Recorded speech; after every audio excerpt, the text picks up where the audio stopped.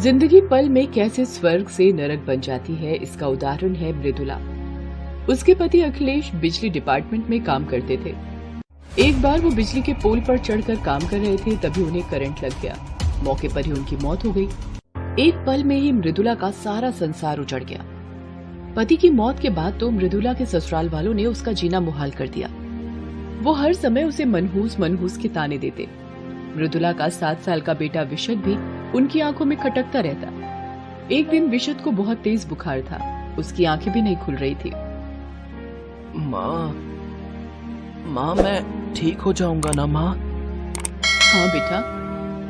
माँ, मेरी आंखों के आगे बिल्कुल अंधेरा छा रहा है। तुम कुछ करो ना माँ। इतने में वो अपनी आंखें बंद कर लेता है। उसके शरीर में कुछ भी हलचल नहीं होती है। मृदुला भागती हुई दूसरे कमरे में गई, जहाँ उसके जेठ विनोद और जेठानी संगीता के साथ उसकी ननद रंजना भी बैठी हुई थी। वो विशद की आंखों के आगे अंधेरा छा रहा है। कृपया उसे डॉक्टर के पास ले चलिए ना। अरे जरा सी बात पर डॉक्टर के पास क्या जाना? पैसे क्या पेड़ पर उगते हैं? देखो मृदुला, बुरा मत मानना। अखिलेश के जाने के बाद एक तो हम तुम दोनों का खर्चा उठा रहे हैं, ऊपर से ये डॉक्टर, ये दवाई, ये हमसे ना हो पाएगा। इतने प्यार से क्या बात करना भैया, इसी मनहूस के कारण ही तो अखिलेश भैया की जान गई है। मृदुला क्या करती? उस बेचारी की किस्मत में तो ससुराल वालों की जहर भरी बातें सुनना ही लिखा था। कभी यही ननद उसकी तारीफ करते नहीं थकती थी कि भाभी तुम्हारे कदम तो बहुत शुभ हैं। आज वही उसे मनहूस मनहूस कहती रहती। खैर, मृदुला वापस विशद के पास आ गई। अपने पति की तस्वीर को लाचार निगाहों से रोते रोते देखा और विशद के सिर पर पानी की पट्टी करने लगी। पता नहीं उस दिन उसे ऐसा क्यों लगा कि उसके पति भी उसके पास ही बैठे हैं और विशद के सिर पर हाथ फेर रहे हैं। विशद का बुखार उतर गया। 1 सप्ताह बाद उसकी जेठानी के बेटे पीयूष का बर्थडे था। उसी दिन मृदुला, मैं और रंजना ब्यूटी पार्लर जा रहे हैं, 2 घंटे लग जाएंगे लौटने में। तब तक तुम सारा सजावट और खाने का अरेंजमेंट देख लेना। अरे दीदी, आप फिक्र मत करें, पीयूष तो मेरा भी बेटा है ना, मैं सब संभाल लूंगी। इतना स्वीट बनने की जरूरत नहीं है, पीयूष मेरा बेटा ही है, उसे किसी मनहूस का बेटा बनने की जरूरत नहीं है। उनके जाने के बाद मृदुला सारे इंतजाम में लग गई। वो बड़े प्यार से बैलून वगैरह लगाकर घर सजा रही थी। उसका बेटा विशद भी पास ही बैठा था। माँ, तुम मेरा भी बर्थडे क्यों नहीं मनाती? अरे बेटा, हमारे पास उतने पैसे नहीं है ना। क्यों नहीं है माँ? पता नहीं बेटा, सबकी अपनी अपनी किस्मत होती है। हमारी किस्मत ऐसी ही है। माँ, अगर हमारे पास पैसा होता तो तुम मुझे कितना बड़ा गिफ्ट देती? इतना इतना या इतना बड़ा? वो ये बातें पूछ ही रहा होता है कि उसकी ननद और जेठानी ब्यूटी पार्लर से आ जाते हैं। दूसरों के टुकड़े पर पल रहे हैं, लेकिन सपने तो देखो इनके। मुफ्त का खाना जिसको मिलता है तो वो ऐसी ही बड़ी बड़ी बातें करते हैं। अरे जाने दीजिए ना दीदी, बच्चा है वो। वाह रे, जबान तो देखो इसकी कैसे कैंची की तरह चल रही है। हमारे घर में रहना और हमें ही पलट कर जवाब देना, मैं तो ये बर्दाश्त नहीं करूंगी। आ जाने दो इनको, मैं बात करती हूँ। शाम को बहुत सारे गेस्ट बर्थडे में आए। सभी कुछ न कुछ गिफ्ट लेकर जरूर आए थे।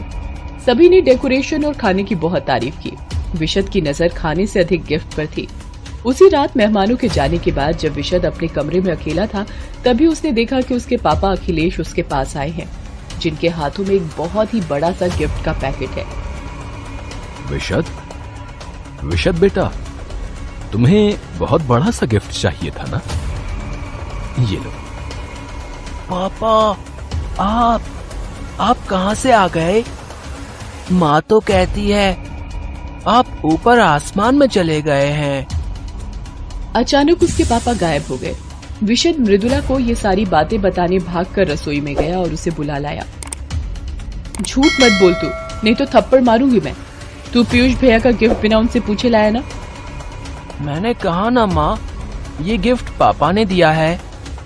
वो ये बातें कर ही रहे थे कि उसकी जेठानी और जेठ वहां पहुंच गए। देख लिया ना इस मनहूस को, पहले तो देवर जी को खा गई, अब अपने बेटे को चोरी करना सिखा रही है। देखिए बड़ी माँ, मम्मी मुझे कोई चोरी नहीं सिखा रही है। तो क्या इतना बड़ा गिफ्ट तेरा बाप देकर गया? हाँ, ये मेरे पापा ने दिया है।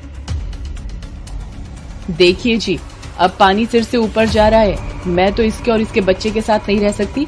कल को हमारा पीयूष भी इसकी देखा देखी चोरी करने लगा तो ना बाबा ना। तब तक सभी घर वाले वहां आ गए।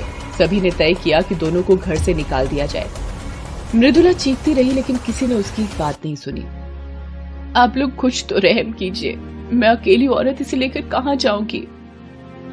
जाकर कहीं मर, लेकिन हमारा पीछा छोड़। उन जालिमों ने मृदुला की एक न सुनी और उस घनघोर बारिश और ठंड के दिन में उसे बाहर निकाल दिया।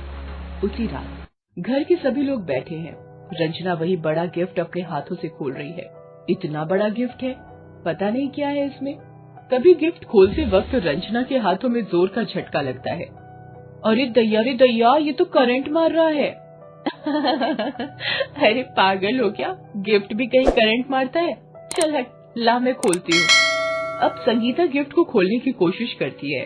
उसे भी जोर का झटका लगता है। फिर वो गिफ्ट अचानक हवा में उड़ने लगता है। हे भगवान, ये क्या है?